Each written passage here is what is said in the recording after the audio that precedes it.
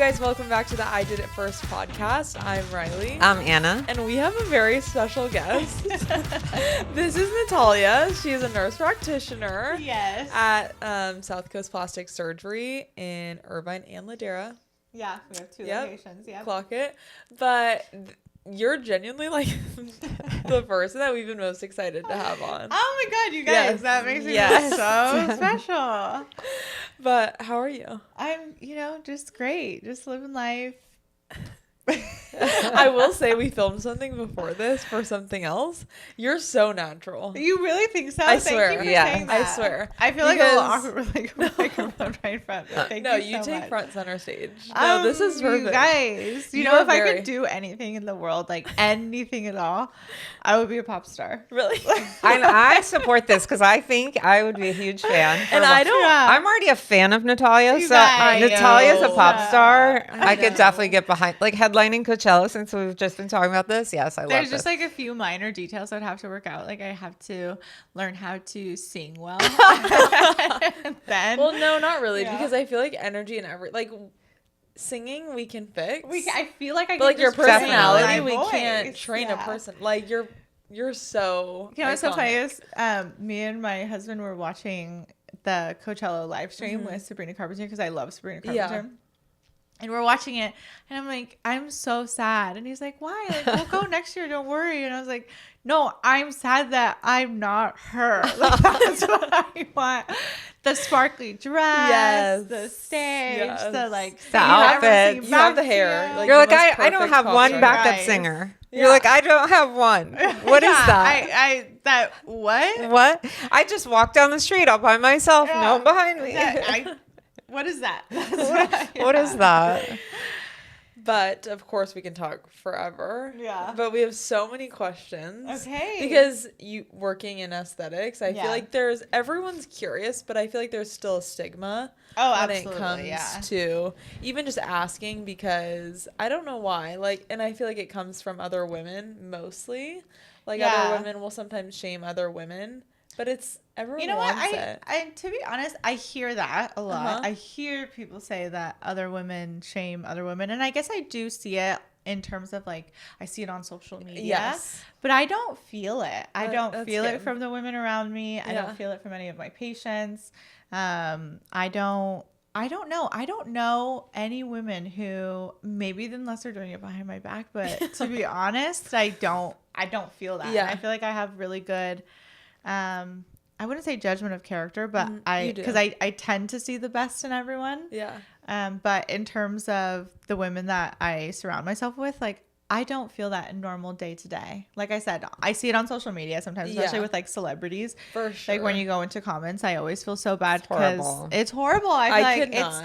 it's the women that are so mean in the comments, and of course, there's also men that are really mean. I think by the time they come to your office, those are the women that are really supportive of that decision. And I think it's everyone that won't even admit that that's something that they want to do. I think it's that crowd of women, because I feel like the good majority of women would do something if they could afford it. Yeah, that's the thing. At the end of the day, it's still a luxury. It is. Absolutely. If you have to be able to kind of afford it, not just financially as well, but emotionally. And of course. And also some women don't have supportive partners. Some women, I agree. And I've seen a few of them, and I've seen patients come into my office with partners that I just wanna. You're just You're like, why are you talking? Yeah. Why is the wallet talking? Yeah. You're like, here, let me pull up a chair for you in the me do parking men's lot. section. You know Up what? front. You're needed in anywhere else but here. So, It's just so real, I think, for a lot of women. but you too. know what? To give some grace, I see a lot of good ones too. Yeah. So, like it's a luxury in all aspects of it. There's a lot of women that aren't able to do it because they, and I feel this way too. I place a lot of importance on what my partner thinks. But thankfully, That's normal. That's normal. Yeah, and I of don't course. think that that's necessarily a bad thing. I don't think think so. it's bad at all.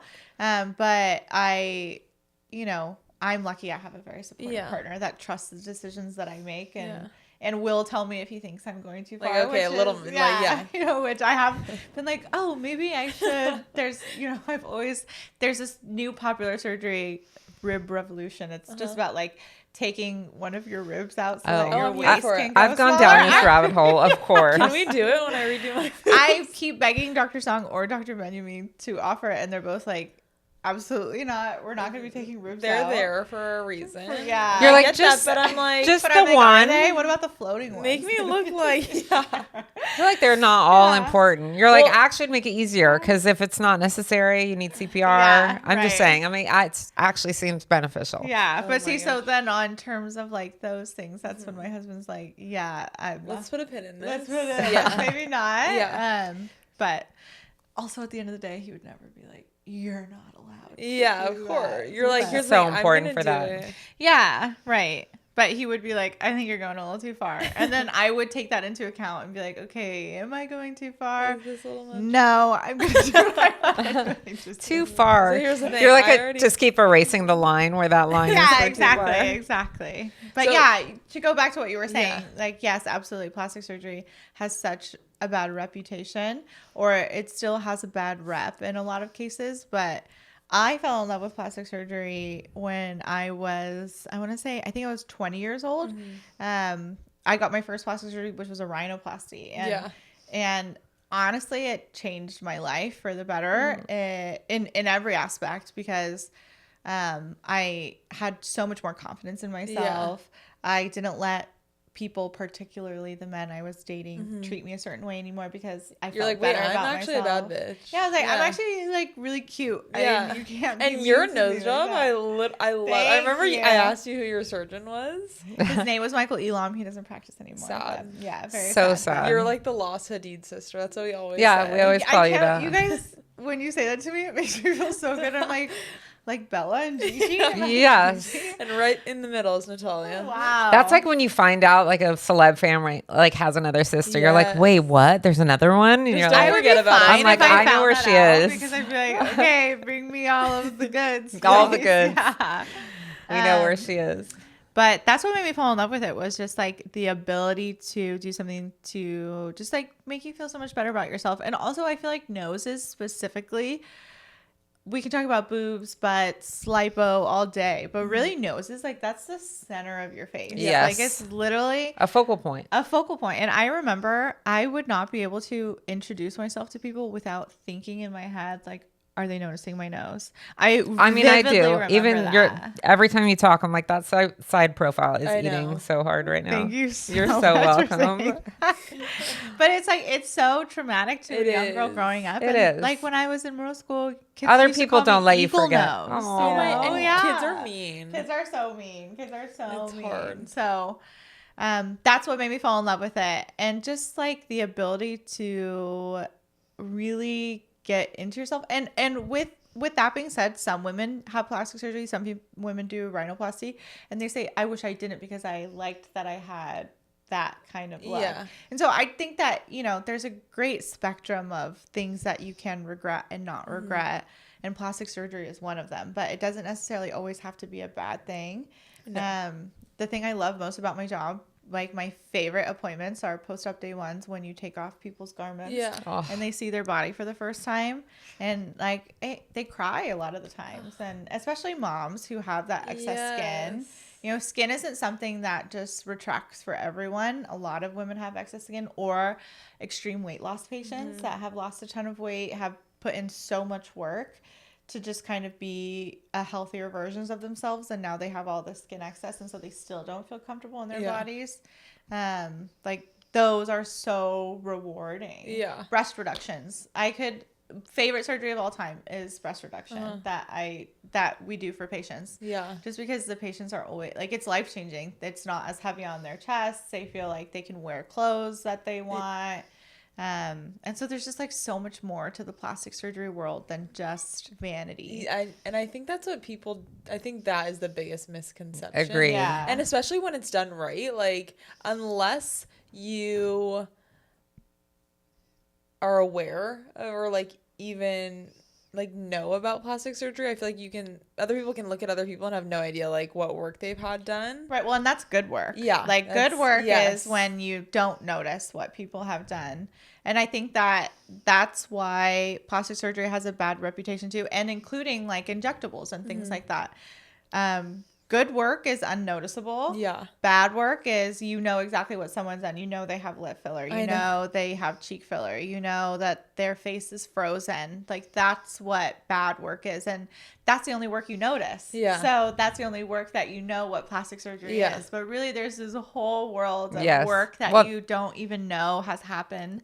But you just think that these influencers or these celebrities, you think that they look so beautiful. And you admire them for their natural beauty, not knowing that, you know, it's not natural, girl. Very few are very natural, which is fine. Which is, there again. We've seen how it has evolved so well. Yeah. I'm a non-natural girly myself. I believe in it. And it does. It's such a confidence builder. I mean, it expands in every aspect of your life. Right. It's not just literally vanity. It affects your job. It affects how you are as a mother. It affects how you are with your friends. It affects every single aspect of your life. And I don't think that part is talked about enough. Well, and that's funny you say that because I don't want to like quote the study word for word because I'm not going to remember exactly what it is, but there was a study done where it said that more aesthetically pleasing women had higher salaries, had better jobs, had better job security, had like better careers. Well, and I feel like, and this is going to be very controversial, but a woman's looks is her currency. Like the way a woman looks will completely translate in every aspect of her life and how she's respected and how she's hurt. I mean, I've literally...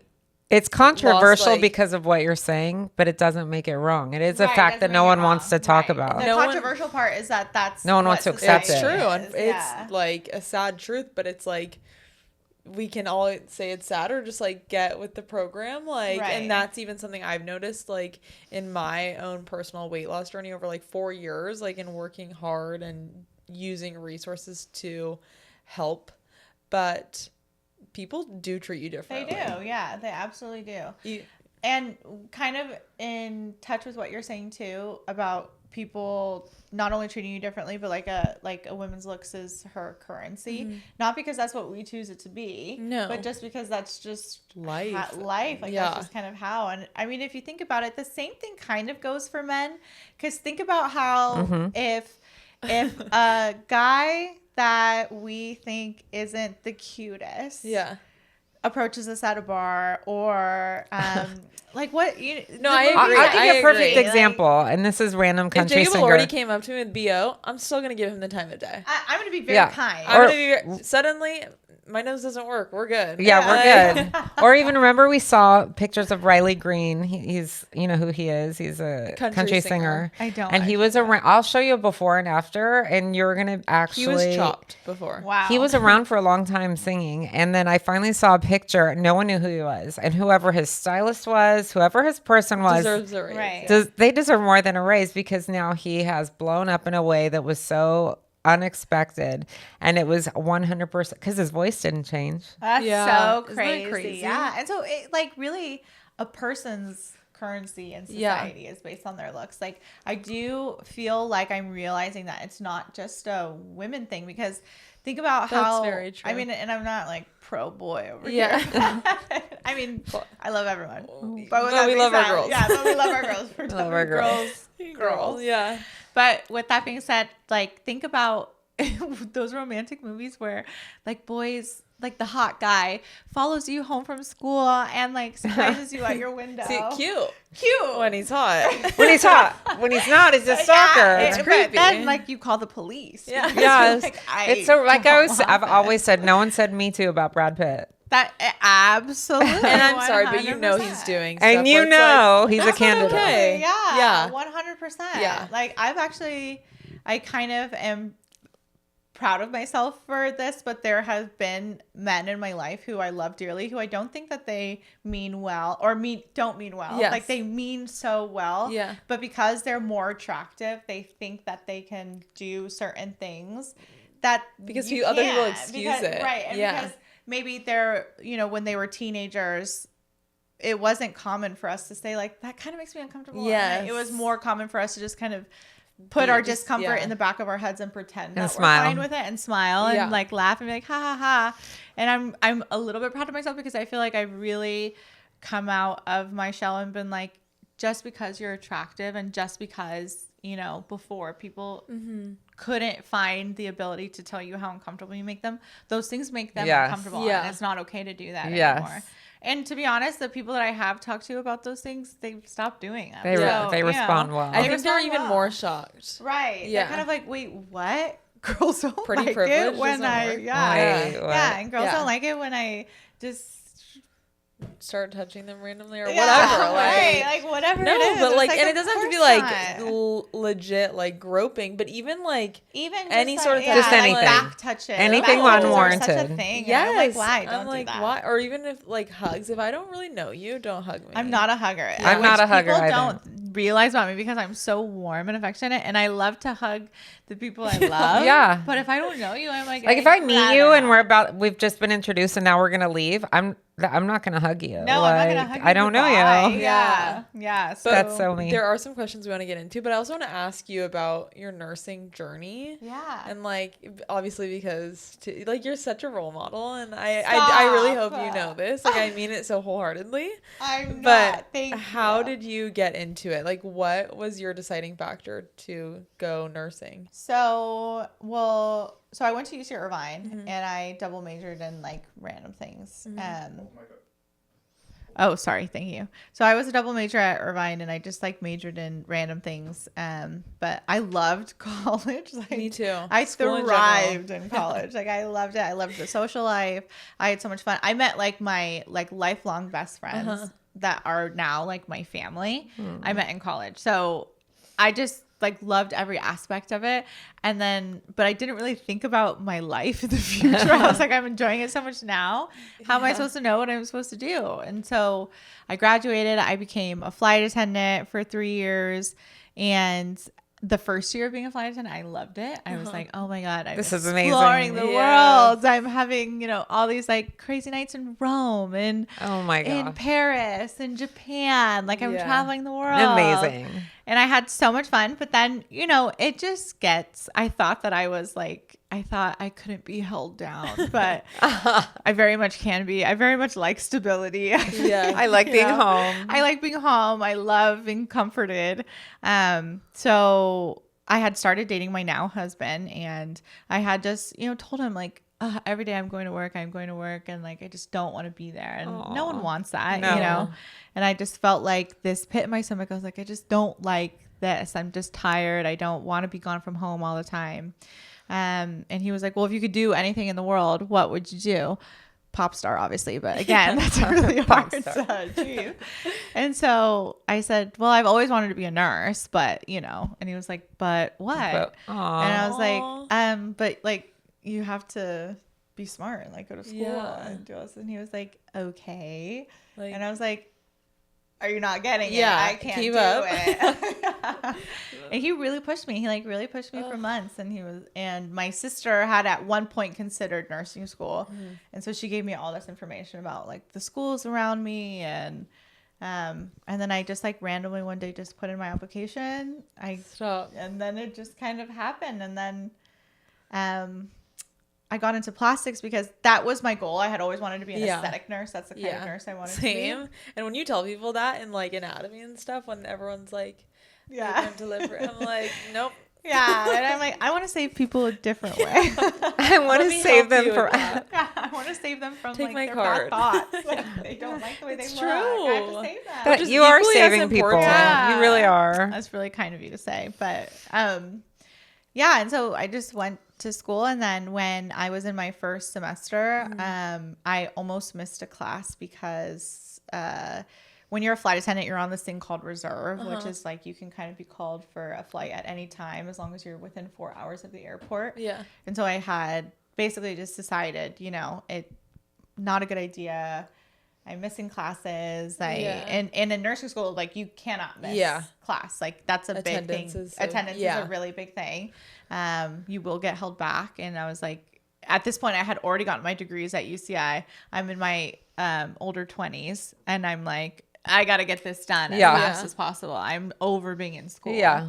And so I decided to not be a flight attendant anymore, and I just cold called every plastic surgery office within a 20-mile radius of my apartment, and I interviewed for a job where I was going to be an MA at a certain plastic surgeon's office, and the office manager that was interviewing me was actually leaving to go to SoCo. Oh, interesting. And so they decided that I was asking for a little bit too much money, but I was in my older 20s. So I was like, please, I have to actually make a living. I have to make a living. Yeah. And so she ended up going to SoCo. She took my resume and then offered me a job there. Oh, I love that. Yeah, that's how I started working at SoCo Plastic Surgery. And that was in 2020. And so I've been there for I'm going on 7 years now. Yeah. That's perfect. Yeah. Oh, and we're so glad that you did. I know. And I honestly, everything happens for a reason, but I've never felt more at home at a job. I don't foresee myself leaving anytime. And it shows,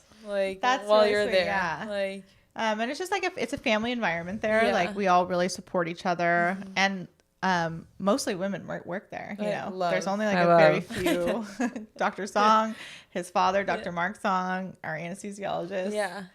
That's about all the boys you get there. Oh, that's right. The rest is the women. And so that's the other point that I was making earlier when we were talking about, I feel like I'm just surrounded by such good women. You really are. Really that's support the truth each other. You would think that at an aesthetic industry kind of office, everyone likes to kind of gossip and talk about each other, but the energy's always so fun. Yeah. It's always so good. I get excited going. Yeah. I love all the girls there. They're everyone does such a good job at what they do too. Yeah. You know, from the front desk to everything. I feel that for sure. I love them so much. I love them so much. Yeah.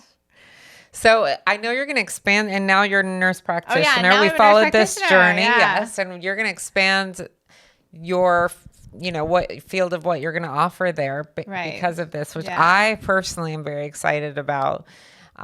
Which is going to go beyond aesthetics. I mean, beyond filler, beyond obviously skincare, really beyond anti-aging Botox. From the inside out. Amazing, which I think is going to, I'm actually concerned you're going to get too popular. I'm like, wait. Don't forget about us. Forget about us. Never. But I just wanted to ask you a couple questions that I thought would be fun too, with that in consideration.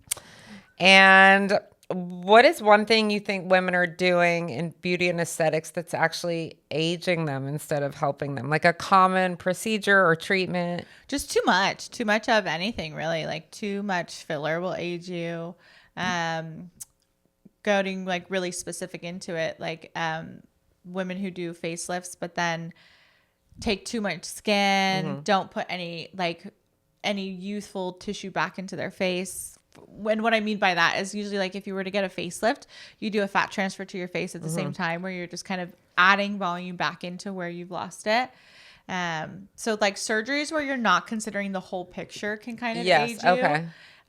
Too much filler ages you, but I feel like that's really common knowledge now. Yeah, that makes sense. Now, but I think it's knows that because we're seeing it though. That's the sad part. Because you're observing it and you see it and you're like, that person doesn't look natural. I know. That part makes me sad. I've seen girls from Riley's high school that have gone through that, and they look 40s. And they look good, but they look older. Right. They look like they have a mortgage and a family. And But some people love that look too. And that I think is the beauty of aesthetics.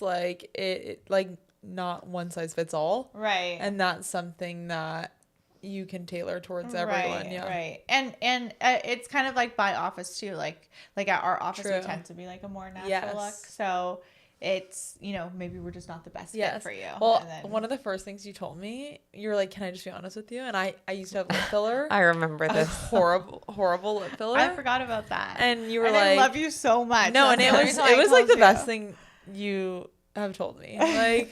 You were like, I would dissolve your lips. And I was like, what? What are you talking about? My lips would enter the room before I would. Well, and I try to be really soft about it when I see people like that. And it wasn't the first time I ever met you. It was maybe your second or third appointment. Yeah. And obviously we are very comfortable. Yeah. Right? But there's other patients that I have told that to. Or if they come in asking me for more lip filler, I'll say, to be honest, I won't fill your lips until you let me dissolve everything you have. And then we can kind of start fresh. But that's I think maybe you were asking me about lip filler or something. And I just told you, I said, to be honest, no. And really, we should start over. Yeah. No. Yeah. But look how natural and beautiful you look now. And I never thought, because my lips were one of my biggest insecurities growing up, my top lip especially, because the bottom has all the volume. Yeah. Maybe we Which can is a natural lip. That is a natural lip. And so, of course, at the age of 18, like, I feel like lip filler is probably one, and this is not me speaking from, like, statistics, but just from what I've seen, like, one of the most common procedures, because it's a way that you can alter your face in a, like, financially reasonably, like, way. Right. Well, and I think Angelina Jolie, like, made it so popular. And Kylie. Kylie Jenner, like, growing up with Kylie. But, so that was like the first thing I did as soon as I turned 18, and it's addicting. Like, it's fun. Yeah. Like, well, you get filler blindness. And you get filler blindness, and there's different techniques to lip filler, which people don't really realize too. So it's like, it's super important when you choose who's doing your filler, because, you know, do you place it superficially? Do you place it deep? Are you, you know, making more volume protruding out? Are you making more volume vertically? Like, all of those things integrate into who you should choose as your injector based on the look you're going for, which most of the time is a natural look. Yeah. You know? Yeah. Well, we have so much more we need. We probably should do like a part 2 episode. But I would love to do it because I really want to get into all the things you're about to get into with the practice, because I'm especially excited. And obviously the Botox and the filler and everything, but even more so these other new treatments, because because I feel like you're going to provide everything on the spectrum from Riley's age group to mine. And that's where I feel like we've been so good at doing the treatments just that can do something for us right now, instead of, I think now, especially with Riley's age group of girls, they're so good about, okay, I'm going to do this to prevent this and to really impact my aging, or to really, and that's what I think is like on the forefront. Obviously, you know that. Right. But I think that's what's the most exciting thing to talk about. I'm so happy that you recognize that it's like, it's something that's going to be helpful from the young to any age, really. Like, it's like a broad spectrum of help, because at the end of the day, really, I just love women. Like, I love women. I love I don't know how else to say it. It's just like such a huge passion of mine, and to just be able, I love aesthetics. I always have. And so to be able to kind of like utilize my love of women, my love of aesthetics, and just like all this new regenerative medicine that is coming out. So exciting. It's just like really exciting to kind of help combine everything together. Yeah. I agree. So we will do a part 2. Yeah, absolutely. And get into that. Thank you so much for coming. I know. This is so exciting. Yeah. I'm so happy. I'm so happy. Thanks, you guys. I love you guys. I love you. Well, thank you guys so much for listening to the I Did It First podcast. I'm Riley. I'm Anna. And I'm Natalia. And I'll talk to you guys next week. Bye.